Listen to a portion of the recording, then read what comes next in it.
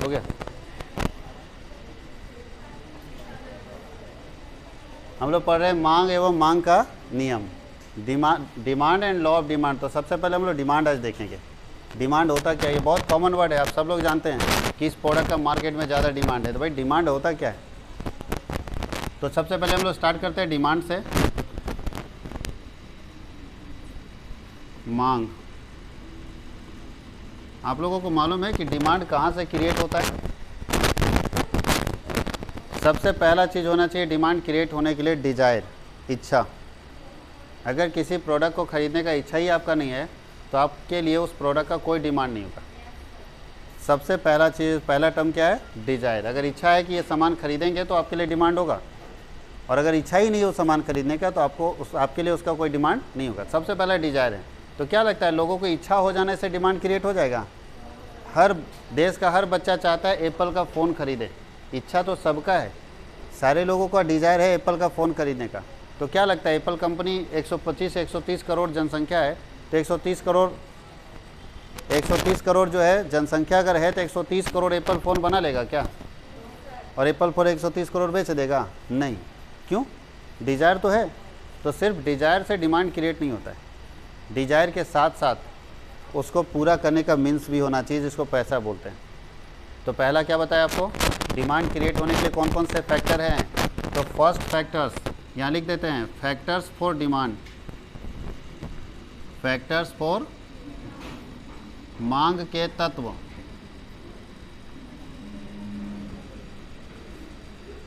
मांग के तत्व, पहला फैक्टर कौन सा बताए? डिजायर, इच्छा। दूसरा क्या है? मनी, पैसा लिख दो या मुद्रा लिखो। इच्छा तो बहुत है, पैसा ही नहीं है, तो क्या डिमांड क्रिएट होगा? अच्छा, क्या आप लोगों को लगता है कि ये दोनों हो जाने से भी डिमांड क्रिएट हो जाएगा क्या? मेरी इच्छा भी है, पैसा भी अपने पास है, इच्छा भी है और पैसा भी है, लेकिन खर्च नहीं करना चाहते, कंजूस हैं, तो डिमांड हो जाएगा? तो याद रखना है कि सिर्फ दो ही रिस्पॉन्सिबल फैक्टर नहीं है डिमांड के लिए, डिमांड के लिए 5 फैक्टर हैं। कितने फैक्टर हैं? 5। वो पाँचों होंगे तो ही डिमांड होगा, पाँचों होंगे तो ही डिमांड होगा। देखो कोविड के समय में क्या है, सब लोगों की इच्छा थी, पैसा भी रखा हुआ था बैंक में, फिर भी बहुत सारे प्रोडक्ट का डिमांड नहीं हुआ है। लोग डर से घर से निकले नहीं कि बाद में हम खरीद लेंगे, चलेगा कोई बात नहीं, अभी कोविड के समय रिस्क नहीं लेना। तो ये दोनों था, पैसा भी उसके पास है, इच्छा भी है, लेकिन फिर भी नहीं खरीद रहा है। तो 5 फैक्टर हैं डिमांड को क्रिएट करने के लिए। अगर मार्केट में पाँचों फैक्टर सही रहेगा तो डिमांड क्रिएट होगा, अगर पाँचों फैक्टर सही नहीं रहेगा तो डिमांड क्रिएट नहीं होगा। इसलिए 5 फैक्टर है और पाँचों फैक्टर रिस्पॉन्सिबल होते हैं डिमांड क्रिएट करने के। तो पहला फैक्टर कौन सा हम लोग देखें? डिजायर, इच्छा होनी चाहिए किसी सामान को खरीदने की। दूसरा फैक्टर क्या है? मनी, पैसा भी होना चाहिए, तब हम उस सामान को खरीद सकते हैं। तीसरा फिक्स प्राइस, प्राइस भी तो होना चाहिए, हाँ या नहीं? पता चला कि मेरी इच्छा भी है, सामान खरीदने की इच्छा भी है और पैसा भी है, लेकिन जो आदमी बेचने वाला प्राइस ही बोलने को तैयार नहीं, उसका कोई फिक्स प्राइस ही नहीं है, तो कितने में खरीदेंगे? तो ये तीसरा है फिक्स प्राइस। और क्या होना चाहिए? फिक्स टाइम, एक निश्चित समय होना चाहिए। और एक्सपेंडिचर कैपेसिटी, खर्च करने की तत्परता, एक्सपेंडिचर कैपेसिटी।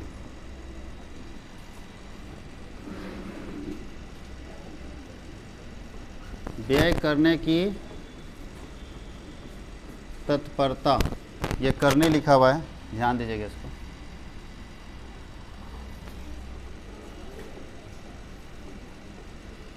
ये 5 फैक्टर होने चाहिए तब किसी प्रोडक्ट का डिमांड होगा, अगर 5 फैक्टर नहीं है तो किसी प्रोडक्ट का डिमांड नहीं होगा। सबसे पहला फैक्टर क्या बताया?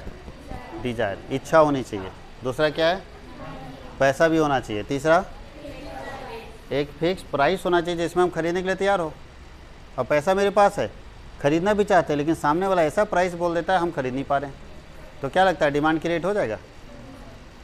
हम खरीदना भी चाह रहे हैं, मेरे पास पैसा भी, दोनों है, लेकिन सामने वाला जो प्राइस है ऐसा बता रहा है जिसमें हम खरीदने के लिए तैयार नहीं हैं कि इतने में तो हम नहीं खरीदेंगे।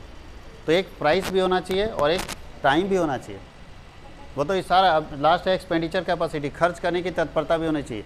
बहुत तो कंजूस होता है, पैसा है, खरीदना भी चाहता है, रोज़ इच्छा जताएगा कि गाड़ी तो खरीदना है, पैसा भी है, लेकिन खर्च नहीं करना चाहता है, तो वो भी डिमांड क्रिएट नहीं होगा।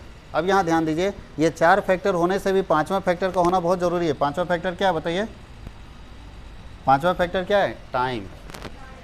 अब बताइए, पैसा भी आपके पास है, खरीदना चाहते हैं, ठीक है, फिक्स प्राइस भी आपको पता चल गया, खर्च भी करना चाहते हैं, रात के 12 बजे पहुंच गए शोरूम के पास, खोलो गाड़ी खरीदना है, क्या खरीद लोगे? एक फिक्स टाइम होना चाहिए, वर्किंग टाइम जिसको बोलते हैं, तभी डिमांड क्रिएट होगा। तो ये सारे 5 फैक्टर अगर आप किसी प्रोडक्ट के ऊपर रहेंगे तो उस प्रोडक्ट का डिमांड मार्केट में होगा, और अगर प्रोडक्ट के ऊपर 5 फैक्टर नहीं रहेगा तो उस प्रोडक्ट का मार्केट में डिमांड नहीं होगा। यानी डिमांड होने के लिए कितने फैक्टर रिस्पॉन्सिबल हैं? 5। और हम लोगों को लगता था कि रेट सस्ता कर दो खूब डिमांड बढ़ जाएगा। ऐसा अगर होगा तो देश में सबसे सस्ता फ़ोन ज़्यादा बिकना चाहिए था। अगर ऐसा होता कि रेट कम कर दो, अभी आप लोग को भी कुछ बोले ना कि अरे हमारे पास कम स्टूडेंट आ रहे, क्या करें? सबसे पहले बोलता है फ़ी कम कर दीजिए सर, पहला रीज़न है फ़ी कम कर दीजिए। अगर ऐसा होता कि पैसा कम कर देने से डिमांड बढ़ जाता मार्केट में, तो सबसे ज़्यादा इस देश में सस्ता फ़ोन बिकता, सस्ती गाड़ियाँ बिकती, सस्ता साइकिल बिकता, हाँ यानी सस्ते कपड़े बिकते, सस्ता टीवी बिकता। लेकिन ऐसा नहीं हो रहा है, उल्टा हो रहा है। सस्ता को कम लोग खरीद रहा है और महंगा को ज़्यादा खरीद रहा है। तो क्या लगता है, प्राइस घटाने से डिमांड बढ़ जाएगा क्या? नहीं।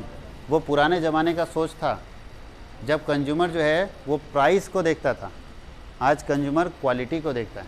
उस समय प्राइस कॉन्शियस कंज्यूमर होता था, सबसे पहले रेट देखता था। आज क्वालिटी कॉन्शियस कंज्यूमर है, आज सबसे पहले क्वालिटी देखता है।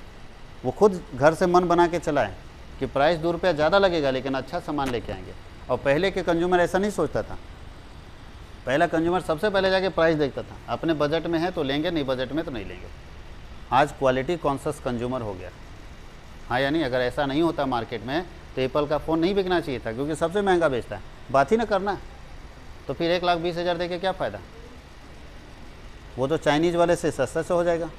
लेकिन ऐसा नहीं है, मार्केट बदल रहा है। और अगर आप इकोनॉमिक्स को अच्छे से नहीं समझे और डिमांड और सप्लाई को अच्छे से नहीं समझे तो आप मार्केट के हिसाब से अपने आप को सेटल नहीं कर पाएंगे। इसलिए चाहे कोई भी सब्जेक्ट हो, हर सब्जेक्ट में इकोनॉमिक्स एक सब्जेक्ट जोड़ा गया है, क्योंकि मार्केट का स्टडी अगर आप नहीं करते हैं तो कोई फ़ायदा नहीं होता है। तो ये 5 फैक्टर में किसी को कोई कन्फ्यूजन? क्लियर हो गया? 5 फैक्टर यानी डिमांड क्रिएट होने के लिए कितने फैक्टर होने चाहिए? 5। कोई दिक्कत किसी को? अब हम लोग डिमांड का डेफिनेशन लिखेंगे कि डिमांड कहते किसे हैं। कोई दिक्कत है? सबसे पहले डिमांड किसे कहते हैं। हम लोग 5 फैक्टर देख लिए, अब डिमांड के बारे में हम लोग बात करते हैं, डिमांड क्या है। तो चलिए हम लोग नेक्स्ट पेज में चलते हैं। डिमांड क्या है?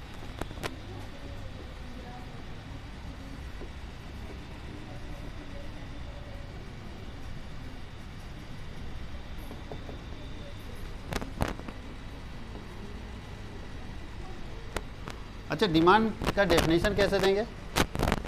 तो बोलता है एक पार्टिकुलर प्राइस पर जितना प्रोडक्ट बिकने के लिए मार्केट में आता है उसे डिमांड कहते हैं। फिर से ध्यान दीजिएगा, अगर इस पेन का कीमत 5 रुपया है और 5 रुपये में जितनी क्वांटिटी बिकने के लिए मार्केट में आएगी तो हम ये मानेंगे कि इस प्रोडक्ट का 5 रुपये में डिमांड उतना है, क्योंकि इसका कोई डेफिनेशन नहीं है इसका। सिर्फ ये ध्यान देना है कि जितनी क्वांटिटी किसी एक पार्टिकुलर प्राइस के ऊपर मार्केट में बिकने के लिए आती है उस क्वांटिटी को हम लोग क्या बोलते हैं? डिमांडेड क्वांटिटी या डिमांड। डिमांड और डिमांडेड क्वांटिटी एक ही बात होता है। तो डिमांड का मतलब जितना क्वांटिटी किसी एक फिक्स प्राइस के ऊपर मार्केट में बिकने के लिए आता है उसे क्या बोलते हैं? डिमांड बोलते हैं, या उसी को हम लोग डिमांडेड क्वांटिटी बोलते हैं। तो चलिए डिमांड का डेफिनेशन लिख लेते हैं कि क्या डेफिनेशन है डिमांड का। ये लिखने के लिए मिलेगा आपको, ये पीछे जा रहा है, सेव होता जा रहा है, परेशान ना हो, बहुत बच्चा टेंशन में आ गया। बोलता है demand is an amount of thing, demand is an amount of thing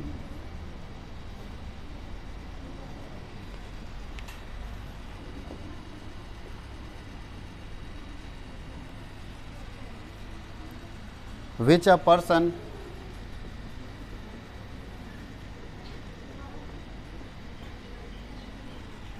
is willing to buy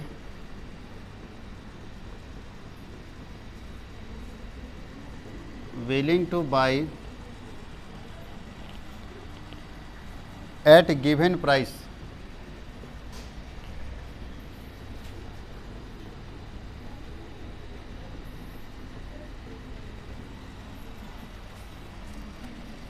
क्या लिखा है?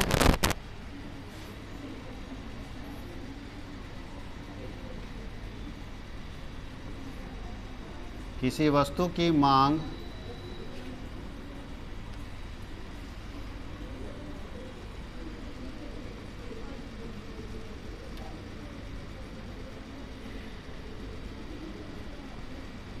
उसकी वह मात्रा है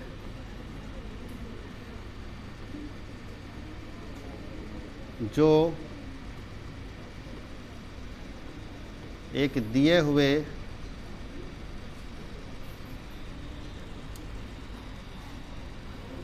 हिंदी लिखना बहुत संभल के, दिए हुए मूल्य पर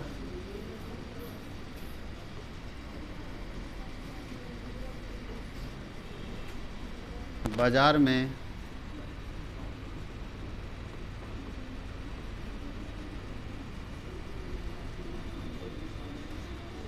बिकने के लिए आती है। ध्यान दीजिएगा क्या लिखा हुआ है।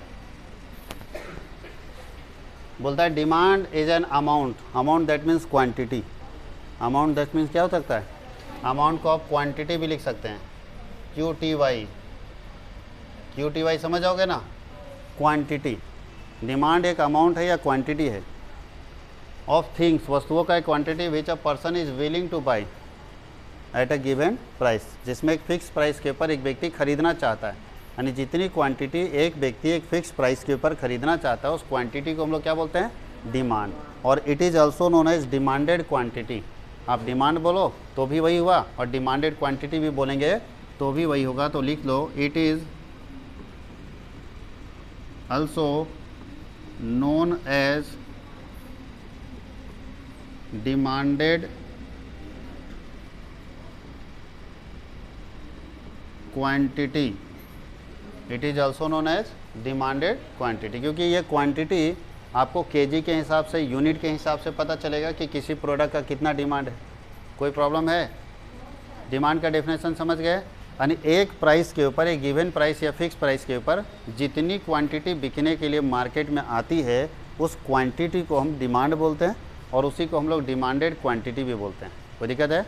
अगर 5 रुपये प्राइस है किसी प्रोडक्ट का और 5 रुपये में हज़ारीबाग में टमाटर 15 क्विंटल बिकने के लिए आया है, तो इसका मतलब है कि हज़ारीबाग में जो टमाटर का डिमांड है वो कितना है, 15 क्विंटल है, हाँ या नहीं? और जब प्राइस वही बढ़ के 50 रुपया हो जाता है तब अगर हज़ारीबाग के मार्केट में 5 क्विंटल टमाटर बिकने के लिए आया या 50 केजी बिकने के लिए आया तो ये माना जाएगा कि 50 रुपये प्राइस पर हज़ारीबाग में मार्केट का टमाटर का डिमांड कितना है, 50, हाँ या नहीं? अगर 500 रुपये कीमत हो जाए और तब 100 केजी बिकने के लिए हज़ारीबाग में आ रहा है तो ये माना जाएगा कि 500 रुपये में टमाटर का जो हज़ारीबाग में डिमांड है वो 100 केजी का है, 1 क्विंटल का है। अगर 5000 रुपये केजी हो जाए और बिकने के लिए 10 केजी आ जाए तो माना जाएगा कि 5000 रुपये के प्राइस के ऊपर हज़ारीबाग के मार्केट में टमाटर का डिमांड 10 केजी है। बात समझ गए? प्राइस चेंज होता रहता है, डिमांड भी चेंज होता रहता है। जैसे जैसे मार्केट का प्राइस चलता है वैसे वैसे डिमांड चलता है। और आप लोग एक मार्केट का कॉन्सेप्ट जानते हैं, हायर द प्राइस क्या होता है, प्राइस अगर हाई होता है तो प्राइस अगर बढ़ेगा तो डिमांड क्या होगा, घट जाएगा। महंगा जितना सामान होगा डिमांड उतना ही घटेगा, और प्राइस अगर घट जाएगा तो डिमांड क्या होगा, बढ़ जाएगा। यही लॉजिक चलता है। लेकिन ये ज़रूरी नहीं कि इकोनॉमिक्स में सिर्फ यही लॉजिक चले। इकोनॉमिक्स एक ऐसा पेपर है जिसमें रट्टा नहीं मारा जा सकता। अभी आप लोग क्या बोले कि प्राइस घटेगा तो डिमांड बढ़ जाएगा, अब प्राइस बढ़ेगा तो डिमांड घट जाएगा। नमक के साथ ऐसा होता है क्या? नमक का प्राइस बहुत महंगा हो गया, सब्जी में कम डालेंगे, क्या कर सकते हैं, डालना पड़ेगा ही, कोई उपाय नहीं। तो वहाँ तुम्हारा इकोनॉमिक्स फेल, वहाँ ये इकोनॉमिक्स फेल। तो याद रखना इकोनॉमिक्स में एक रूल्स है, if other things remain same, अगर सब कुछ सही सलामत रहा तो, सब कुछ ठीक ठाक रहेगा तो ही ये लगेगा। तो बहुत सारे कंडीशन है, एजम्पशन है, एक्सेप्शन है इकोनॉमिक्स पढ़ने में। अब हम लोग पढ़ते हैं टाइप्स ऑफ डिमांड या डिमांड फंक्शन किसको बोलते हैं, डिमांड फंक्शन। तो चलिए हम लोग पढ़ेंगे डिमांड फंक्शन।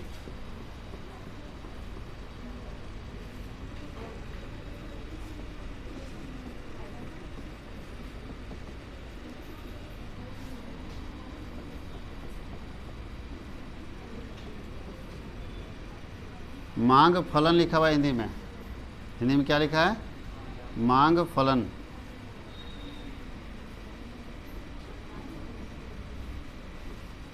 हिंदी लिखना बड़ा दिक्कत है इसमें।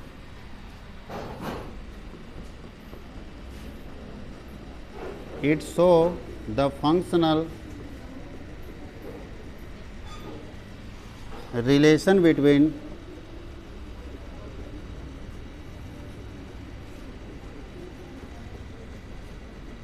price of a product, price and demand of a product।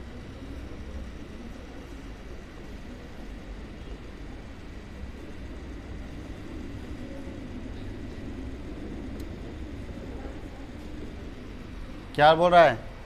Demand function का मतलब बोलता है it show the functional relation between price and demand of a commodity या ऑफ अ प्रोडक्ट।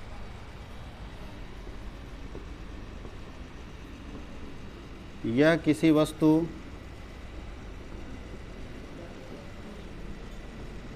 की कीमत तथा उसकी मांग के बीच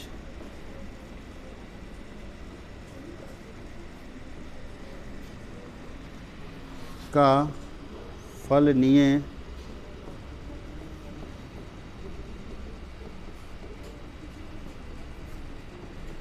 संबंध को बताता है। कोई दिक्कत है?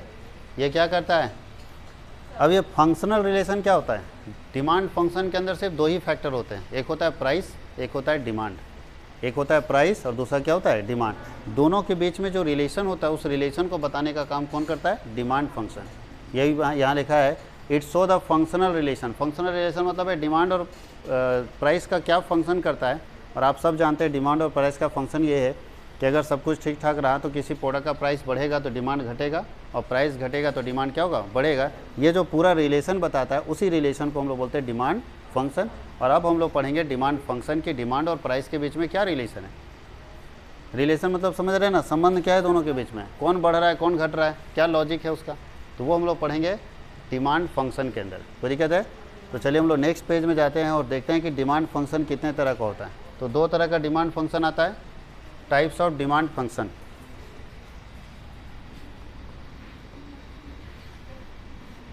Types of demand function. मांग होना चाहिए ना, मांग फलन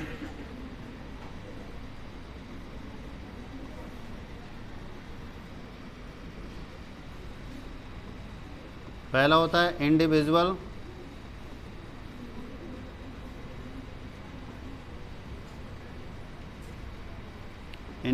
डिमांड फंक्शन।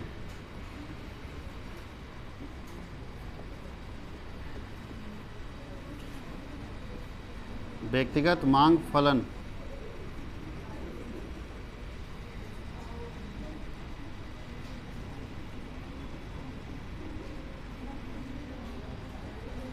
और दूसरा होता है मार्केट डिमांड फंक्शन।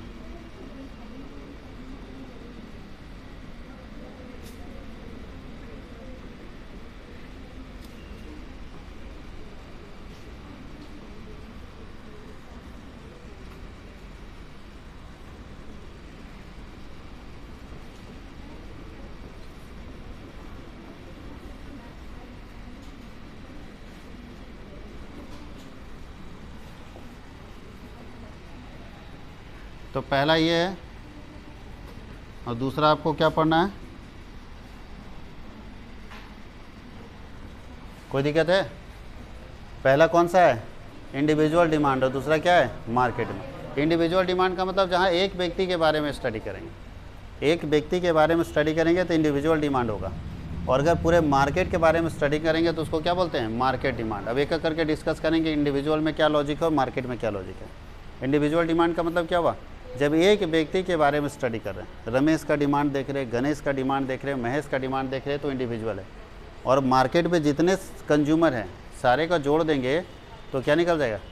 इसका मतलब मार्केट डिमांड निकालने के लिए आपको इंडिविजुअल डिमांड पढ़ना होगा, और सारे इंडिविजुअल को एक साथ जोड़ देंगे तभी ना मार्केट निकलेगा।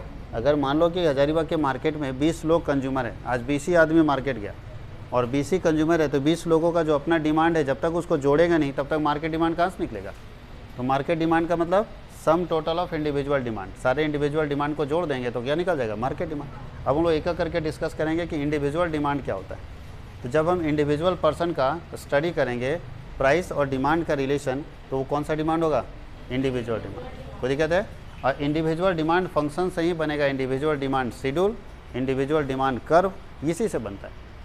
एक व्यक्ति का टेबल बनाएंगे, टेबल को शेड्यूल बोलते हैं हम लोग, फिर इसका कर्व बनाएंगे एक का करके। तो अब हम लोग डिस्कस करेंगे इंडिविजुअल डिमांड फंक्शन। कोई दिक्कत है, इसको लिख लीजिए, फिर हम लोग आगे देखते हैं। बंद कर दो वहाँ पर।